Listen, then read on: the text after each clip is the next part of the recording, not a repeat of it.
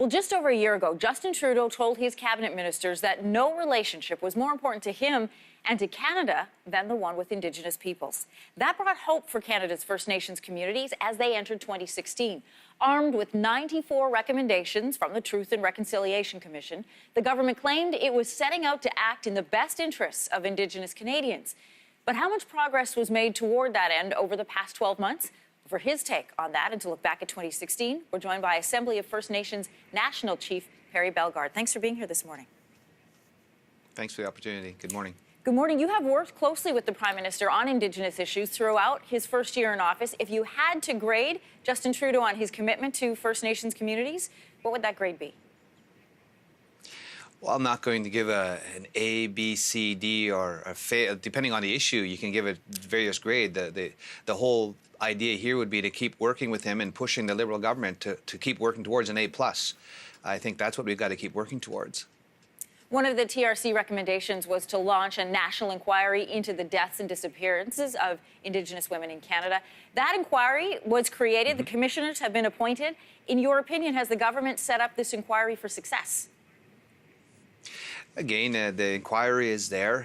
We want to make sure that the families are front and center because a lot of them are still waiting for justice, waiting for answers. You know, they're missing and murdered loved ones still out there. So it's a start because a year ago we didn't have an inquiry. Now we have one. We want to make sure that it comes up with solid recommendations going forward to end violence amongst our people.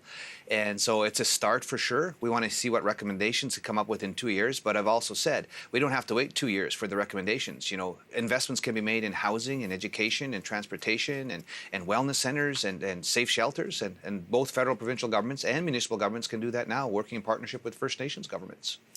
The community of Lac La Ronge experienced a suicide crisis this year. We followed this closely in the news. What more needs to be done to address mental health issues in our Indigenous communities?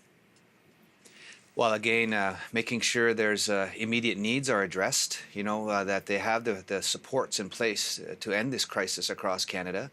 And then in the medium and long range, you got to make sure that they have the supports necessary going forward in terms of education and housing and recreational centers, basically to get them back on the land and get the pride back amongst themselves as First Nations people. And so you have to have a long range, medium range, but immediate needs have to be addressed. And there's got to be a comprehensive approach in terms of dealing with the suicide crisis because it's still 5 times the national average.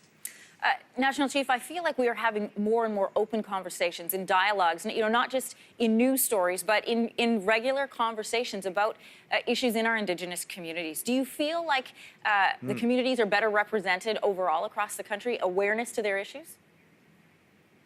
Well, you know, I think Canadians across Canada are getting it, you know, that the quality of life facing First Nations people needs to be addressed because the gap exists. There's a 6th versus 63rd gap. Canada is rated 6th in terms of quality of life according to the United Nations Human Development Index. Applying the same indices to our people, we're 63rd. And so maintaining that gap is not in the best interest of our people, our Canadians. And Canadians are getting it, that they're getting it, that you've got to make huge investments in housing and water and infrastructure and education and to end the 132 boil water advisories and the overcrowded housing and the black mold. Canadians are getting that. We just have to be vigilant now to make sure that the priorities facing First Nations people don't fall off the desk of the Liberal government. And that's where we have to be vigilant.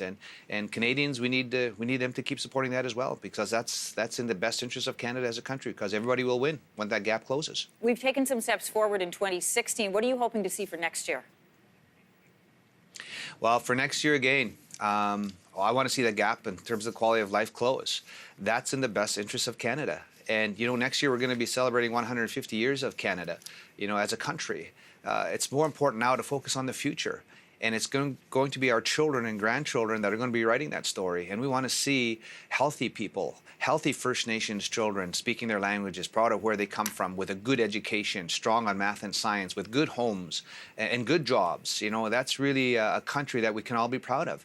And that's the 150 years that's going to be the next story. And I think our children are going to be writing that in a positive way if we can keep working together and dealing with closing the gap. And that's the challenge we have to go and work collaboratively on together going into 2017.